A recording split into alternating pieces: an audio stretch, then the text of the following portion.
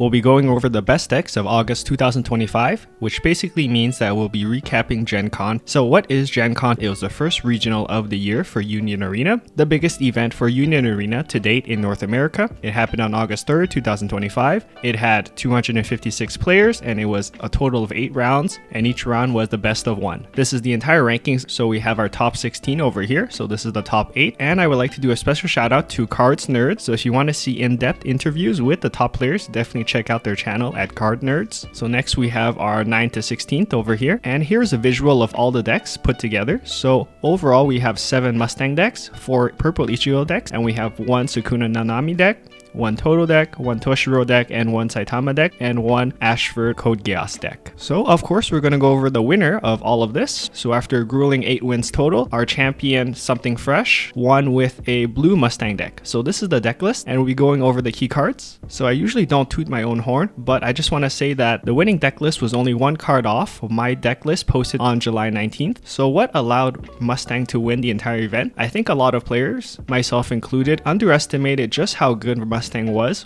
when you actually play the deck. So after about a week of testing, I noted that the blue Mustang deck is incredibly good, because if your Mustang is allowed to survive at least 1 turn, you're definitely on the road to victory, because every turn you can sideline a new card, allowing you to gain incremental advantage over your opponent and securing the win. What is notable is that the removal effect of Roy Mustang starts at 1000 BP, which a lot of players may not have understood when reading the card initially. So that means that you don't have to discard a card if the card has 1000 BP. And also Roy Mustang draws a card when you play him, and he has a neat little effect that when your hand is empty, he gains impact 1, which allows you to finish your opponent by discarding your entire hand to gain impact 1. But what really puts the deck ahead is the combo with Riza. So of note, on the turn you play Riza, by minusing 2000 BP on opposing card, and considering the fact that you drew a card with Roy Mustang, you effectively don't lose any card advantage if you're trying to sideline an opposing character with 4000 BP. And on the next turn, without any cost, you can minus 1000 BP on opposing character also. So basically, even after you've played them, on your next turn, you can remove a 2000 BP character for free. So that's incredibly important to remove chump blockers, so that you can allow yourself to incrementally push for damage every turn by forcing your opponent to either take the damage or block with a higher character that they may not have wanted to block with. Another interesting card is the Edward, who is a great card to pressure your opponent, because he is another 4000 BP card that effectively soaks up opposing removal before you play your Roy Mustang. And in addition, if you're playing a slow matchup, you can use his first effect to add a card from your life area to your hand. Note that this does not activate the trigger effect of the card you added, and by switching this stack, you can definitely push the tempo ahead. So in addition to this ed, you also have the 4-cost Roy Mustang with 4000 BP. So this is a very important card, mostly because it allows you to draw a card when attacking if your hand is empty. So you can do a neat little trick by using your first raid Mustang,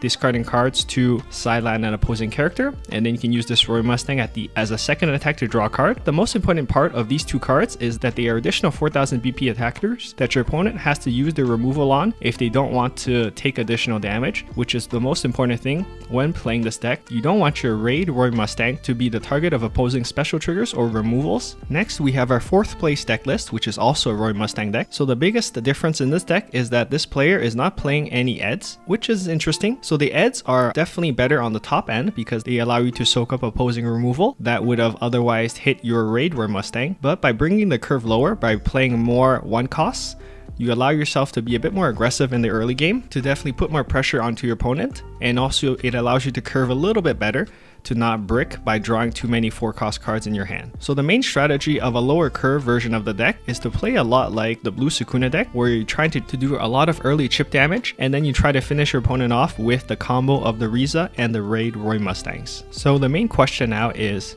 Roy Mustang the best deck in the format? And are there any counters to this deck now that everybody knows about how powerful it is? Well, to answer that question is a little bit hard because it has only been 1 major event since the release of Full Metal Alchemist, so it really takes some time to see if this deck is the best deck in the format or if it caught a few people off guard who did not know how to play against it. But any card that freezes your opponent's cards will definitely come in handy.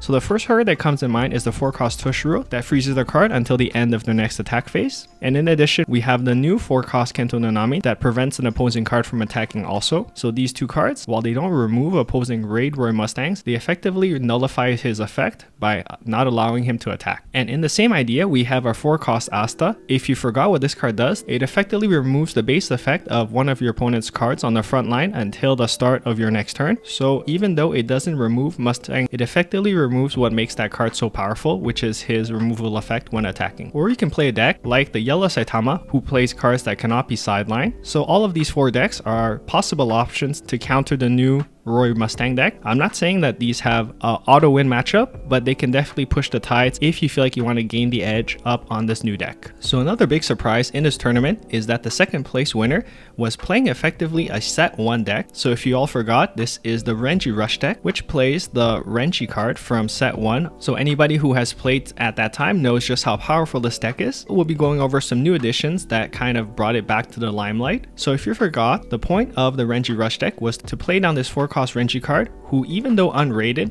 has an effect that allows you to pay 1 AP, activate main, and allows once per turn this character to gain damage 2 until the end of the turn. So a very good card if you are pushing the tempo ahead and your opponent hasn't set up their wall of defenses. But a new addition in Volume 2 is the 1-cost Renji that says 1 play, draw a card, then place 1 card from your hand into your sideline with 2500 BP.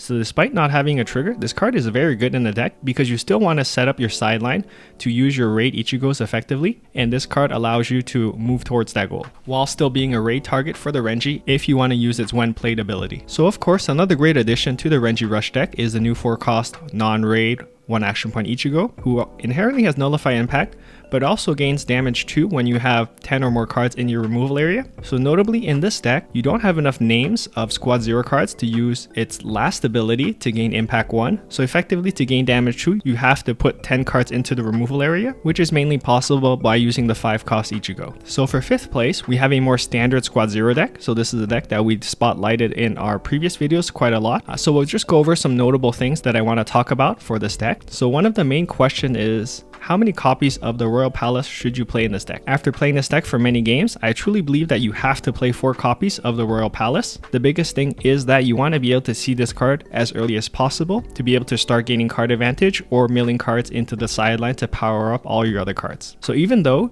you can't really play the 4th copy because then you wouldn't have enough energy to play your 5-cost Ichigo, it doesn't matter because you would already have 3 Royal Palaces onto your field, and if you have 3 of them on your field, you're basically winning already because you're either drawing up to 3 cards or milling up to 3 cards, which already puts you way ahead. The biggest thing is that if you don't see this card on turn 2, you're very much behind. So I would recommend definitely playing 4 copies of this card. Another question is, what is the ratio of the raid Ichigos should you be playing? I really like playing 3 copies of the 5-cost and 1 or 2 copies of the 4-cost, just because even though we were playing 4 and 4 in the previous builds, we have much more options with the Squad 0 cards in terms of removals, so we don't need 8 total copies. And I think the 5-cost Ichigo is definitely stronger, but there are situations where you do need the impact of the 4-cost Ichigo to push through a full board at the end of the game to deal our last point of damage. And another part of deck building is what is the ratio of the color triggers that we should be playing. I really like decks that play 3 Ichibes and only 1 Ichigo. So the Ichibe is a really strong card, but if you're trying to play 2 copies during a turn, effectively you're not doing much even if you have a Royal Palace, because you're not gaining the full advantage of the Scry 4 effect. So by this manner, I recommend only playing 3, which is plenty enough to max out the potential of any Royal Palaces that you have in your deck, while minimizing chances of bricking by drawing too many 4 costs. And I think the 1-cost Ichigo is very good as a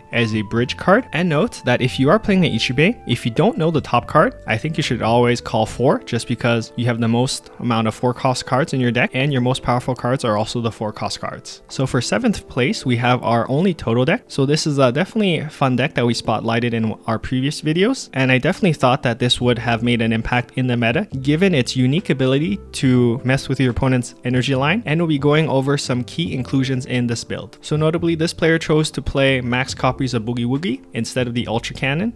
So the major difference between the Ultra Cannon and the Boogie Woogie is that the Boogie Woogie allows you to draw a card when you have Todo on the field, which is definitely great to gain card advantage, but it also allows you to bottom deck their card instead of sidelining it, which allows you to prevent when sideline abilities. And even though your opponent has the chance to play a card with 3 or less required energy from their hand set to resting onto their front line, most of the time, if they don't have that many cards in their hand, they will not have a card to play. This can allow you to gain knowledge of what is in their hand for future turns. cards. And in addition, this player chose to play 2 copies of the 2 action point 4 cost Miwa.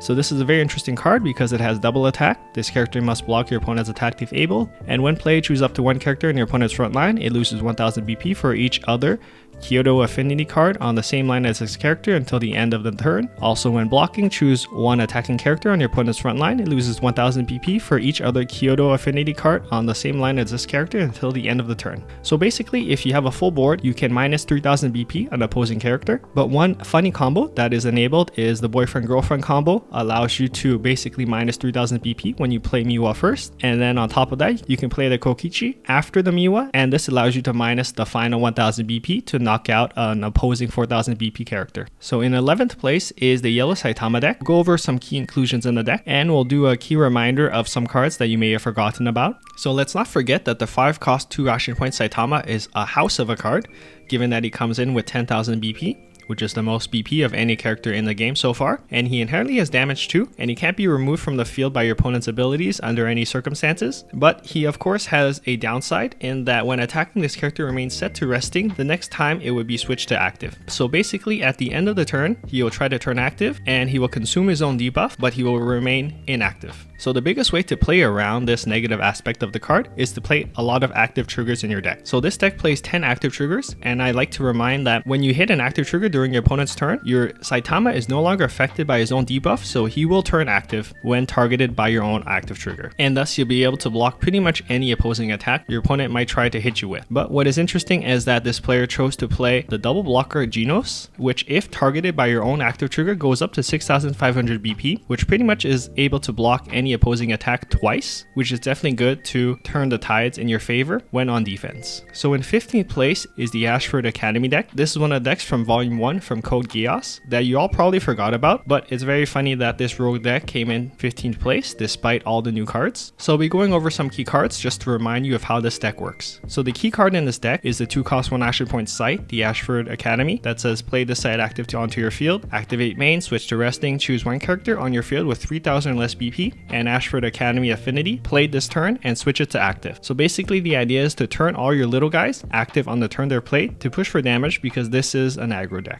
And notably, this is not a hard once per turn, so you can do this for every copy of Ashford Academy you have. So if you have 3 on the field, you can effectively play down 3 new cards and turn them all active with your sites. So another combo is using the 3 cost Nunnally to turn your small characters with 3000 or less BP, and it gives them 1000 BP and impact 1. So effectively, you should turn them active with the Ashford Academy. You can use the Nunnally to boost them to 4000 BP, and they gain impact 1, which allows you to really push for damage even if your opponent has a full board. And also their 4 cost Raid Suzaku allows you to double attack on your turn, because when attacking once per turn, you can choose up to 1 other character with 3000 or less BP on your field and switch it to act. Now lastly, in 16th place, we have a Toshiro / Kenpachi green Bleach deck. So we talked about this deck in our previous videos, so we'll just go over some key inclusions. So what I always find funny is when people choose to play 2 copies of each special trigger. One thing that is interesting is that the special triggers actually have different effects when their conditions are not met. The Toshiro one effectively does not sideline an opposing character, it actually freezes the character. So this actually might come in handy when you don't want to sideline an opposing character and you want to freeze it instead. For example, if it has a when sideline ability that you don't want to activate. And also we have our 4 cost 2 action point Shinji, which is a very unique card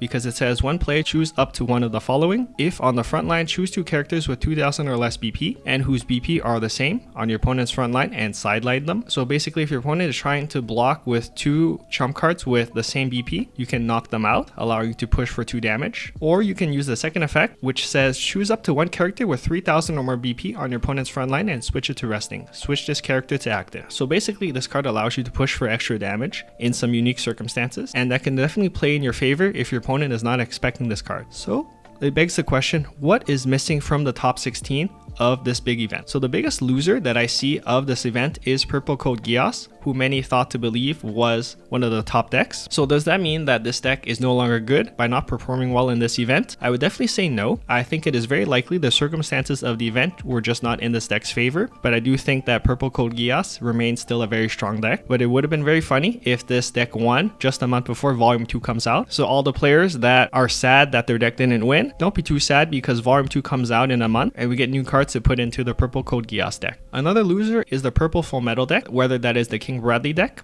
or any version of the Father deck. So is this a bad deck if it didn't perform well? I would say no, because I heard rumors that there were some undefeated King Bradley decks at the top tables around the 5th round. So I definitely think that this deck has legs. It just probably wasn't this deck's day to shine. Next we have, of course, our blue Sukuna deck. So the Sukuna deck that ended up in the top 16 was a hybrid version with Nanami.